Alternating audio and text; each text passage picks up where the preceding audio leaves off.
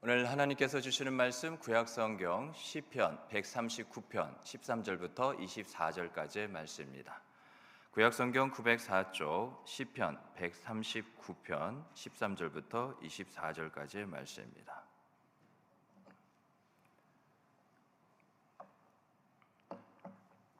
(13절부터) 한 절씩 교독합니다. 주께서 내 내장을 지으시며 나의 모태에서 나를 만드셨나이다. 내가 주께 감사하옴은 나를 지으심이 심히 기묘하심이라. 주께서 하시는 일이 기이함을 내 영혼이 잘 아나이다. 내가 은밀한 데서 지음을 받고 땅의 깊은 곳에서 기이하게 지음을 받은 때에 나의 형체가 주의 앞에 숨겨지지 못하였나이다. 내 형질이 이루어지기 전에 주의 눈이 보셨으며 나를 위하여 정한 날이 하루도 되기 전에 주의 책에 다 기록이 되었나이다. 하나님이여, 주의 생각이 내게 어찌 그리 보배로운지요, 그 수가 어찌 그리 많은지요. 내가 세려고 할지라도 그 수가 모래보다 많도소이다. 내가 깰 때에도 여전히 주와 함께 있나이다. 하나님이여, 주께서 반드시 악인을 죽이시리이다. 피 흘리기를 즐기는 자들아, 나를 떠날지어다. 그들이 주를 대하여 악하게 말하며 주의 원수들이 주의 이름으로 헛되이 맹세하나이다. 여호와여, 내가 주를 미워하는 자들을 미워하지 아니하오며 주를 치러 일어나는 자들을 미워하지 아니하나이까. 내가 그들을 심히 미워하니 그들은 나의 원수들이니이다. 같이 있습니다. 하나님이여, 나를 살피사 내 마음을 아시며 나를 시험하사 내 뜻을 아옵소서. 내게 무슨 악한 행위가 있나 보시고 나를 영원한 길로 인도하소서. 아멘. 우리에게는 첫인상, 첫 느낌이라는 게 있습니다. 처음 보는 사람이나 처음 보는 대상, 처음 것에 대한 우리의 자연스러운 반응이죠. 우리와 하나님과의 관계를 생각해 볼 때 하나님은 자신의 모습에 어떤 오해나 편견이 없도록 우리 모두에게 똑같은 동일한 모습을 보여주기 원하셨습니다. 그래서 성경을 이렇게 시작하셨죠. 성경의 처음 시작이 어떻게 됩니까? 태초에 하나님이 천지를 창조하시니라. 창세기 1장 1절입니다. 성경은요, 하나님이 누구이신지, 하나님이 어떤 분이신지를 말하고 있는데요, 우리가 성경을 통해서 만난 하나님의 처음, 그 시작은 창조주 하나님이십니다. 하나님은 자신이 창조주라는 것을 우리에게 알려주신 겁니다. 그래서 우리가 할 일은 하나님이 창조주가 되신다는 것, 하나님이 창조주이시라는 것을 인정하는 거예요. 그런데 이 세상을 보면 모든 사람들이, 이 세상 사람들이 말이죠, 우리와 똑같이 하나님을 창조주로 인정하지는 않습니다. 그들은 성경이 말하고 있는 창조론이 아닌 과학을 앞세워서 진화론을 이야기합니다. 하지만 성경은 분명 말합니다. 로마서 1장 20절은 다음같이 기록되어 있습니다. 우리 개역개정 성경으로 먼저 보면, 창세로부터 그의 보이지 아니하는 것들 곧 그의 영원하신 능력과 신성이 그가 만드신 만물에 분명히 보여 알려졌나니 그러므로 그들이 핑계하지 못할지니라. 세 번역을 보면 바로 이러한 뜻인 거죠. 이 세상 창조 때부터 하나님은 보이지 않는 하나님이신데 그 보이지 않는 하나님의 속성, 곧 그분의 영원하신 능력과 신성은 사람이, 하나님께서 이 피조세계를 지으셨잖아요. 이 만물을 지으셨잖아요. 하나님께서 하나님을 알만한 것들을 이 모든 만물 가운데 다 나타내 보이셨다는 겁니다. 그래서 사람이 그 지으신 만물을 보고서 깨닫게 되어 있는 거죠. 그러므로 어떻다고요? 사람들은 핑계를 댈 수가 없습니다. 이 세상이 우연히 지어졌다, 저절로 됐다, 어떤 그런 충돌에 여러 가지 가설들, 과학적인 이론들을 내세우기는 합니다만 그것은 뭡니까? 다 거짓이죠. 참된 진리, 사실, 진실은 무엇입니까? 하나님이 태초에 이 세상, 천지를, 모든 만물을 만드셨다는 겁니다. 우리가 신앙을 말할 때 보통 신앙의 성장과 성수 이런 것을 이야기하죠. 또 우리가 신앙의 회복을 위해서 기도하기도 합니다. 그리고 풍성한 신앙의 열매를 맺기를 원하며 또 맺으려고 애쓰며 살고 있죠. 이 모든 것들 다 좋은 일들입니다. 그런데요, 우리의 신앙의 출발점은 항상 정해져 있다는 것을 꼭 마음에 새기시기 바랍니다. 우리 다 함께 따라해 볼까요? 하나님은 창조주입니다. 그래요. 잘하셨어요. 왜 잘하셨다고 말씀을 드렸냐? 제가 따라하라고 해서 따라하셔서 잘했다는 것이 아니라 하나님 보시기에 우리의 늘 입술의 고백뿐만 아니라 그 마음의 중심으로부터 하나님은 창조주이십니다. 이것을 하나님이 인정하신다는 거예요. 잘하였도다. 우리는 말씀에 순종할 때 하나님의 인정을 받습니다. 세상의 인정은 아무것도 아닙니다. 왜냐하면 이 세상보다 크신 분도 하나님이시고 이 세상을 지으신 분이 바로 하나님이시기에 세상은 아무것도 아닙니다. 오직 살아계신 하나님만이, 우리를 지으신 하나님만이 우리를 인정하실 수 있는 거죠. 그래서 하나님은 창조주시라는 것은 정말 중요한 고백입니다. 여러분, 어떤 혼란스러운 상황에 있으신지요? 또 어떠한 일을 겪기도 하시는지요?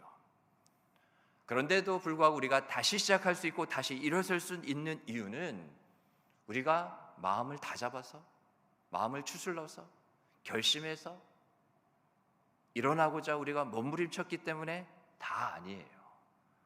우리가 언제라도 다시 시작할 수 있고 다시 일어설 수 있는 그 한 가지는 하나님이 우리의 창조주가 되시기 때문에 그렇습니다. 하나님이 이것을 허락하셨고 이것을 도와주시기 때문에 그래요. 왜요? 하나님이 창조주시라는 그러한 말은 하나님은 시작이시고 새로움이라는 뜻입니다. 혼돈과 공허와 깊은 흑암 속에 그 어떠한 것도 없는 가운데서 이 모든 것을 만드신 하나님이시기에 얼마든지 우리 또한, 나 또한 하나님은 그렇게 해주실 수 있습니다. 또 이미 있는 모든 것을 얼마든지 다시 새롭게 하실 수 있는 분은 하나님, 바로 창조주 하나님밖에 없어요. 그래서 솔로몬은 전도서에서 이렇게 말합니다. 전도서 12장 1절로 2절 말씀을 보면 너는 청년의 때 너의 창조주를 기억하라. 곧 권고한 날에 이르기 전에 나는 아무 낙이 없다고 할 해들이 가깝기 전에 해와 빛과 달과 별들이 어둡기 전에 비 뒤에 구름이 다시 일어나기 전에 그리하라. 뭐 어떻게 하라고요? 너의 창조주 하나님을 기억하라는 겁니다. 여러분, 불신앙은, 이 불신앙이라는 게 하나님을 잊는 데서, 하나님을 잊어버리는 데서 시작한다면 참신앙은요, 하나님을 기억하는 데서, 하나님을 잊지 않는 데서 지켜지는 거예요. 내가 내 신앙을 지켜진다고 해서 이와 같이 지켜지는 게 아니라 하나님을 어떤 분이신지 우리에게 밝히 보이시고 알려주셨을 때 그것을 우리가 잊지 않고 기억하는 것, 바로 그것이 신앙을 지키는 것이라는 거죠. 그러게 여러분, 나의 창조주 하나님을 기억하십시오. 그 말은 나의 삶의 모든 순간 잊어버리면 안 되신다는 겁니다. 그러면 어떻게 해야 돼요? 늘 하나님을 생각해야죠. 늘 하나님의 말씀을 묵상해야죠. 하나님의 뜻을 늘 헤아리셔야죠. 그럴 때 비록 보이진 않지만 살아계신 나의 창조주 하나님, 지금도 성령 하나님이 내 안에 거하셔서 나의 모든 것, 훗날 우리가 하나님 앞에 거룩하고 흠없고 책망 받을 것이 없는 모습으로 서기까지 성령은 날마다 우리를 새롭게 하고 계시는 하나님이십니다. 그렇게 오늘 본문 말씀을 통해서 나를 지으신 하나님, 창조주 하나님을 향한 우리의 신앙이 더욱 새로워지기를 간절히 소망합니다. 우리가 먼저 살펴봐야 할 것은 나를 지으신 하나님의 계획 안에 내가 있어요. 우리는 하나님의 계획을 믿어야 합니다. 왜요? 우리는 하나님을 믿기 때문에 그렇습니다. 그래서 하나님의 계획도 우리는 믿어야 합니다. 그런데 하나님은 믿는다고 하면서 정작 하나님의 계획은 믿지 않는 자들이 있어요. 그래서 우리는 하나님을 믿는 것 따로 하나님의 계획도 계획을 세우는 것 따로 그렇게 우리가 하고 있다는 겁니다. 계획은 누가 세우려고 그래요? 내가 세우려고 그래요. 내 자신을 이제 믿지는 않습니다. 하나님을 믿죠. 그런데 하나님의 계획까지 믿어야 하는데 계획은 내가 세우려고 합니다. 나의 계획이 있어야, 내가 계획을 세워야 든든하다는 거죠. 하지만 우리가 아무리요 이 계획 저 계획 여러 계획을 계획한다고 해도, 여러 계획을 세운다 하더라도요 결국 어떻게 되는지 아십니까? 우리 다 같이 잠언 16장 9절 말씀 우리 함께 읽습니다. 시작. 사람이 마음으로 자기의 길을 계획할지라도 그의 걸음을 인도하시는 이는 여호와시니라. 아멘. 무슨 말씀이에요? 내가 계획을 세워도 내 계획대로 됐네, 내 계획대로 돼서 그 일이 이루어진 것이 아니라 하나님께서 나의 걸음을 그렇게 인도하셨기 때문에 계획대로 된 것처럼 보일 뿐입니다. 우리의 일생을 보면 나잖아요. 우리의 삶을 돌아보면 지난 한 주간도 다 내 계획대로 됐어요? 아니에요. 그런데 왜 그것이 감사요 은혜요 영광인지 아십니까? 내 계획대로 되진 않아도 나를 지으신 하나님의 능하신 온전하신 계획 가운데 그 계획에 맞춰서 나의 걸음을 하나님이 인도하셨거든요. 내 계획대로 되진 않아도 하나님의 계획대로는 되었습니다. 그래서 그것이 영광이 되는 거예요. 나의 계획대로 되어서 그것이 하나님께 영광이 된다는 생각을 이제는 우리는 버려야 합니다. 그건 이미 죽은 옛사람의 우리의 모습들일 뿐이에요. 창조주 하나님의 계획 안에 있는 우리가 보여야 될 그런 모습은 나의 계획 이런 게 아닙니다. 따로 있어요. 오늘 본문 13절로 14절 말씀을 보면 시편 139편을 지은 다윗은요 자기 몸을 돌아보면서 하나님께 감사하고 있습니다. 그 이유는 자기 몸을 지으신 하나님의 능력이 놀랍고 또한 놀랍기 때문이었어요. 나를 지으신 하나님을 향한 신앙의 바른 자세가 바로 이거입니다. 바로 감사하세요. 오늘 14절 말씀을 보면 내가 감사하옴은 그렇게 말하고 있죠. 나를 지으신 하나님에 대해서 얼마나 많이 여러분들은 감사해 보셨을까요? 꼭 내가 무엇을 구해서 그것을 주셔야만 여전히 감사하는 그러한 좁은 감사로 내가 살고 있지는 않습니까? 감사는 경계가 없어요. 울타리가 없습니다. 감사의 지경을 넓히셔야 합니다. 생각날 때마다 수시로 감사해 보시기 바랍니다. 하나님께서 나를 지으신 것, 나를 이와 같이 만드신 것, 언제 제일 이것이 좋을까 제가 한번 생각해 봤거든요. 설교하면서. 오늘 보니까 좀 깔끔해 보이시네요. 여러분 씻기는 하시죠? 샤워도 하시죠? 이제 1년에 한 번 새해가 됐으니 이제 샤워할 날이 가까우게 했어요? 내 몸이 거울에 비춰질 때 그때가 우리 모두가 하나님께, 나를 지으신 하나님께 감사할 수 있는 그러한 분명한 시간이 되었으면 좋겠습니다.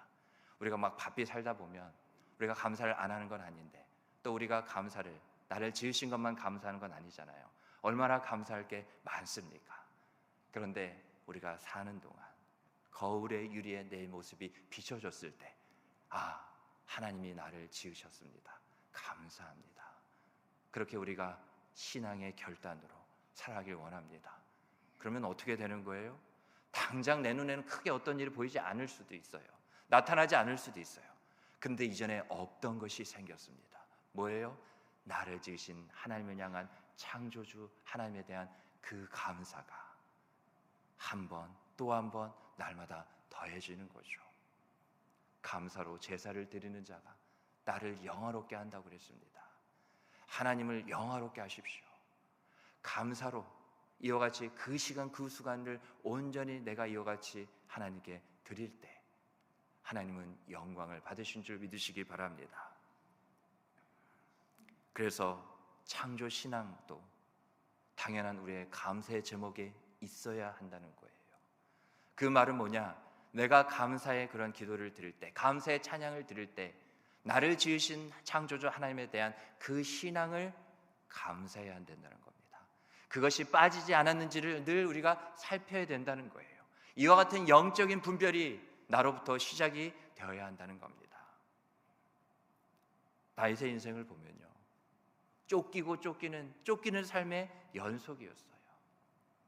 그런 그가 살면서 말할 수 없는 고통 중에서도, 또 외롭고 고독한 나날 속에서도 고난을 견딜 수 있었던 건 자신의 생명이 하나님의 이와 같은 은혜 가운데 하나님으로부터 내가 창조되었다는 그 사실, 그 은혜였다는 겁니다. 하나님이 나를 지으신 것을 성경이 말하고 있기 때문에 그냥 성경적인 지식으로 그렇게만 내 안에 두시면 안 됩니다. 나를 지으신 것을 날마다 내가 감사할 수 있는, 감사하는 은혜가 되셔야 돼요. 우리의 신앙이 언제부터 이렇게 메말라 가느냐?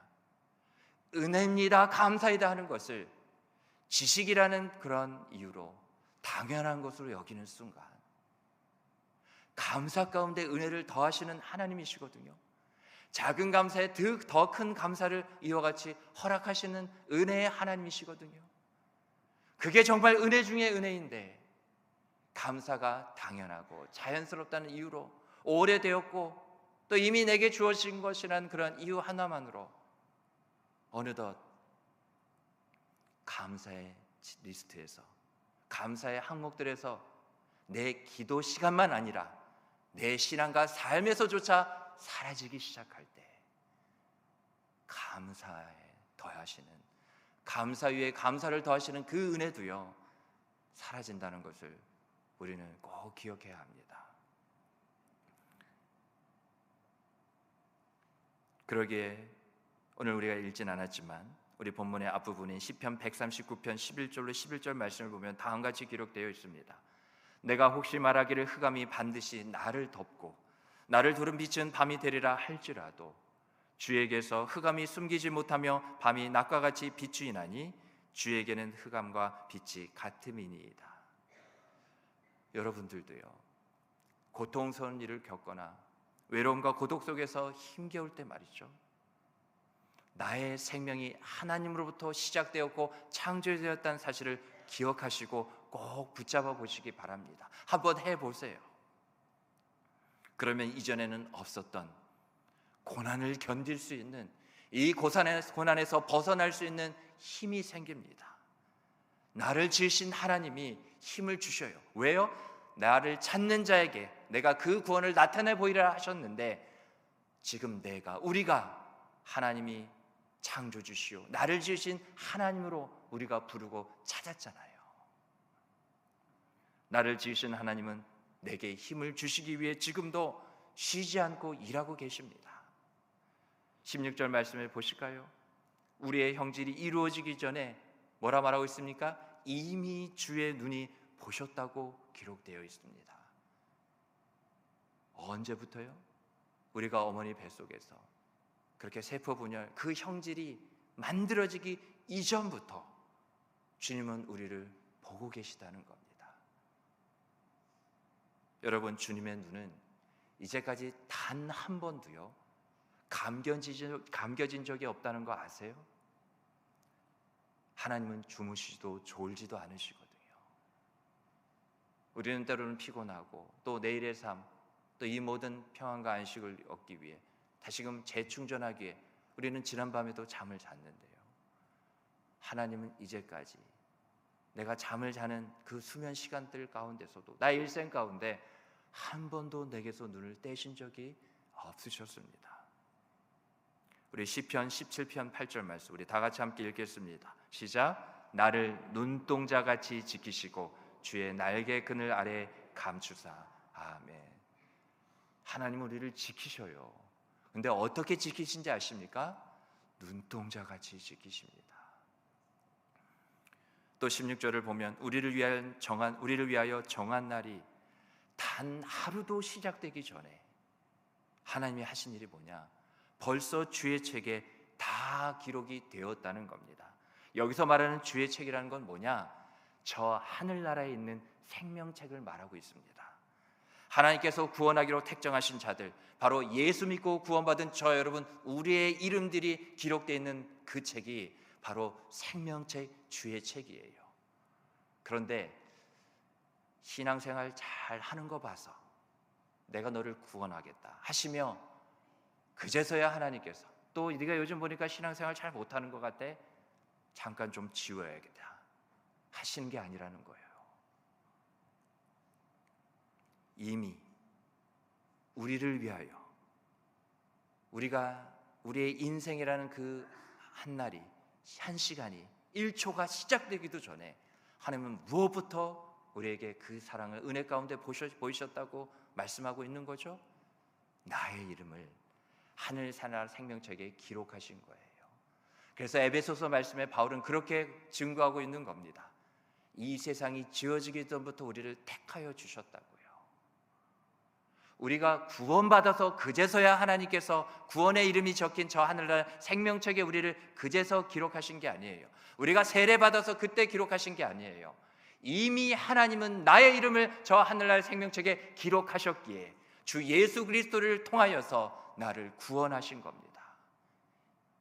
그래서 이미 구원은 예수님이 오신 그 순간에, 아니 이미 그 전부터 하나님의 마음과 그 뜻 가운데 계신 거죠. 다윗은 17절에 이어서 하나님, 주님의 생각은 제게 그렇게 어떻게 보배처럼 소중합니까? 어쩌면 주님은 그렇게 많은 생각을 하시나요? 다윗은 이렇게 감격하고 있습니다. 내 삶에, 내 신앙에 감격이 있으세요? 창조주 하나님을 인정하지 않아서 그래요. 목사님, 저는 하나님을 늘 인정하고 하나님을 부르며 찾으며 하고 있는데요, 그런데 창조주 하나님에 대한 부분도 과연 그러한지 돌아보시면 좋겠어요. 그냥 뭉뚱그려서 신앙생활 하는 것이 아닙니다. 우리는 하나님이 말씀을 통해서 하나하나 알려주신 그 구절구절에 대한 우리의 순종이 있어야 돼요. 모든 순종을 우리는 해야 한다는 겁니다. 그 말씀에 대한 순종은 우리를 향한 하나님의 은혜로, 또 우리가 하나님을 향한 그러한 기쁨과 감격으로 나타내게 되어 있는 거예요. 목사님, 제게 요즘은 먹고 사는 게 힘들어서 그렇게 감격스러울 만한 일이 없어서 그래요. 감격? 어쩌면 제 삶에 이제까지 그렇게 기쁘긴 했고 좋아라는 했지만 감격까지는 왠지 아세요? 감격은 어떤 일이 잘 풀리고 성공 여부에 대해서 내 감정의 그런 반응이 아니라서 그래요. 내 영혼에, 내 심령을 지으신 하나님의 그와 같은 손길을 내가 느꼈을 때 나의 가장 깊은 곳에서부터 우러나오는 것이 감격이기 때문에 그래요. 그래서 어쩌면 감격은 이 세상에서 찾을 수 있는 것이 아니에요.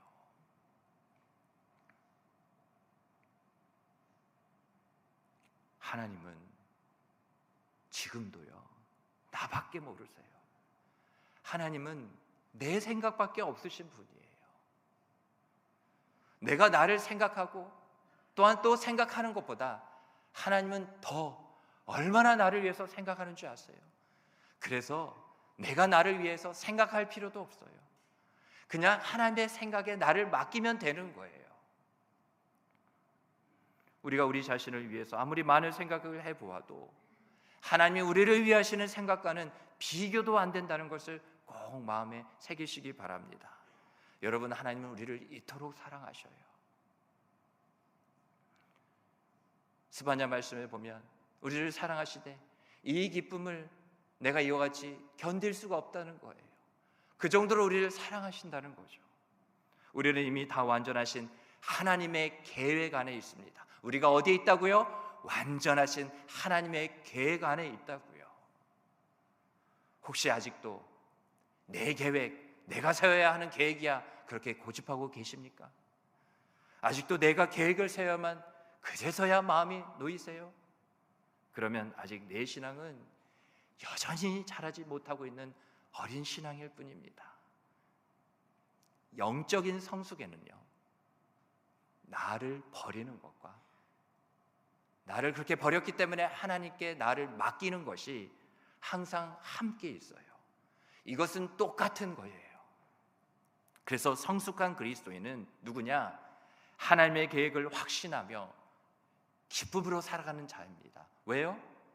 이미 하나님의 계획 안에 내가 있음을 알았기에, 또한 믿게 하여 주셨기에 기쁨과 감격으로 나를 온전히 내어 맡겼기 때문에 나는 고난과 괴로움과 이 세상에 어려움 속에 있는 것이 아니라, 그것이 없는 것은 아닌데 나는 이미 그 이전에 안전한 곳, 평안한 곳, 푸른 풀밭과 같은 곳, 쉴만한 물가루와 같은 곳, 바로 저와 여러분 하나님의 계획 안에 있음을 꼭 믿으시기 바랍니다. 나의 계획으로는 도저히 불가능한 일인데요, 오직 하나님의 계획으로는 되어질 것이 무엇인지를 알고 믿는 자가 영적으로 성숙한 자입니다. 에베소서 1장 11절부터 12절 말씀은 이렇게 기록되어 있습니다. 모든 일을 그의 뜻의 결정대로 일하시는 이유의 계획을 따라 우리가 예정을 입어 그 안에서 기업이 되었으니, 이는 우리가 그리스도 안에서 전부터 바라던 그의 영광의 찬송이 되게 하려 하심이라. 아멘. 내가 지금껏 살면서 하나님의 영광의 찬송이 되려고 내 스스로 계획을 얼마나 많이 과연 세워보셨을까요? 가만히 보면 나의 많은 계획들은 대부분 이 세상에서 잘 먹고 잘 사는 것으로 그렇게 세워져 있지는 않을런지요. 바라건대 나를 지으셔서 하나님의 자녀로 백성으로 부르신 그 부르심에 합당하게 창조주 하나님을 나의 감사와 기쁨으로 삼아 하나님의 자녀답게, 하나님의 백성답게 살아가시길 주님으로 축복합니다. 아멘. 계속해서 우리가 또 한 가지 살펴볼 것은, 나를 지으신 하나님의 인도하심 안에 내가 있습니다. 다윗은 이미 우리가 잘 아는 시편을 기록하였죠. 바로 시편 23편인데요, 그 시편 23편을 통해서 하나님은 나의 목자라고 고백하고 있습니다. 부족함이 없기까지 나를 푸른 풀밭 쉴만한 물가로 인도하시는 나의 목자시라는 거죠. 자신의 삶을 통해 항상 하나님의 이제껏 경험했던 대로 변함없이 한결같이 다윗은요, 오늘 본문 마지막 절인 24절에서도 그렇게 고백하고 있죠.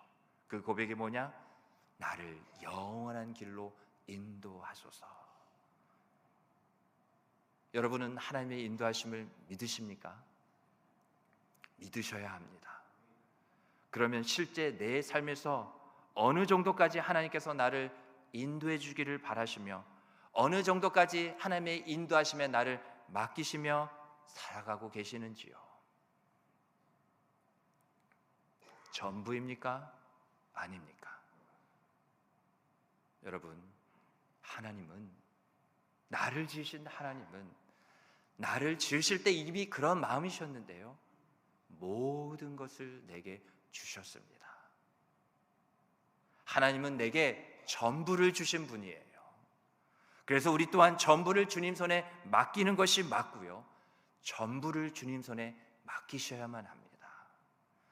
그러기에 오늘 다윗의 모습처럼 하나님의 인도하심을 받으려면 먼저 거룩함으로 하나님 앞에 서고자 하십시오. 거룩하신 하나님께서 나를 하나님의 형상대로 거룩하게 지으셨잖아요. 다윗은 악인들에 대한 처분을 거룩하신 하나님께 맡기고 있습니다.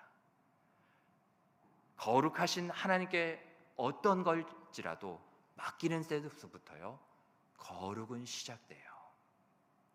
거룩은 내가 알았으니 들었으니 그제서야 할 수 있는 게 아닙니다.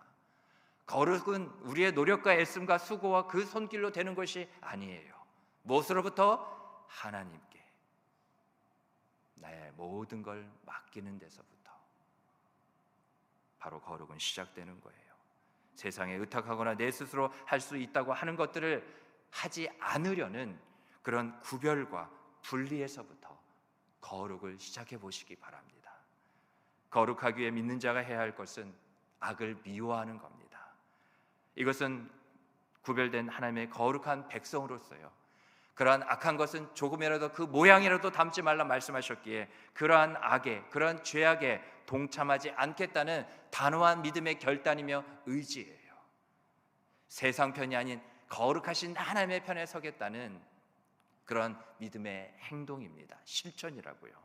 그런데 악을 미워한다는 것을 우리가 간혹 오해하는데, 악을 미워한다는 것을 악을 나도 똑같이 갚는 것으로 이해해서는 안 됩니다. 절대로 악을 악으로 갚으셔서는 안 돼요. 악을 악으로 갚으면 우리의 거룩이 무너집니다. 우리의 거룩이 힘을 잃게 돼요. 판단하시는 분은 오직 하나님이셔요. 우리가 그렇게 거룩이 무너지고 힘을 잃게 되는 것을 저 사단마귀가 원하는 겁니다. 악은 오직 선으로 갚으십시오. 힘들다는 것 주님도 아십니다.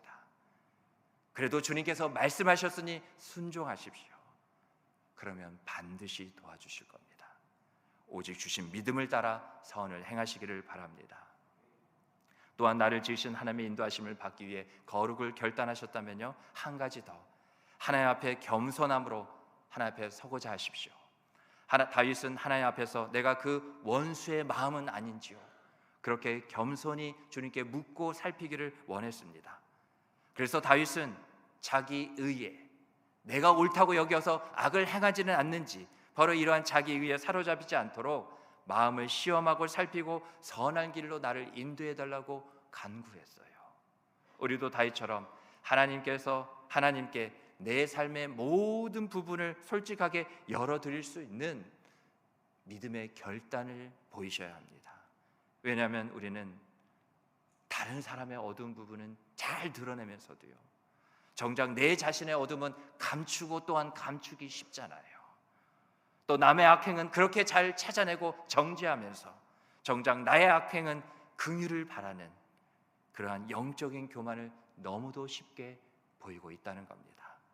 말씀을 맺겠습니다. 사람을 창조하신 하나님만이 사람의 마음과 생각을 잘 아십니다. 나의 마음과 생각은 누가 잘 아신다고요? 나를 지으신 하나님이시라고요. 그래서 우리는 창조주 하나님을 인정해야 합니다. 우리가 드리는 신앙의 고백, 사도신경 어떻게 시작합니까? 우리가 무엇을 제일 먼저 신앙 고백하죠? 전능하사 천지를 만드신 하나님을 내가 믿사오며, 신앙의 고백은 창조주 하나님을 향한 믿음으로 시작하는 거예요. 모든 신앙은 그렇게 시작되는 것이 맞다는 겁니다. 내 입술로만 그렇게 시작하는 것이 아니라 삶으로도 그렇게 시작하셔야 돼요. 나를 지으신 하나님이 우리의 신앙의 고백인 것처럼 매일 살아가는 우리의 삶의 고백도, 그 시작도 항상 나를 지으신 하나님이 되기를 간절히 주님으로 축복합니다. 아멘.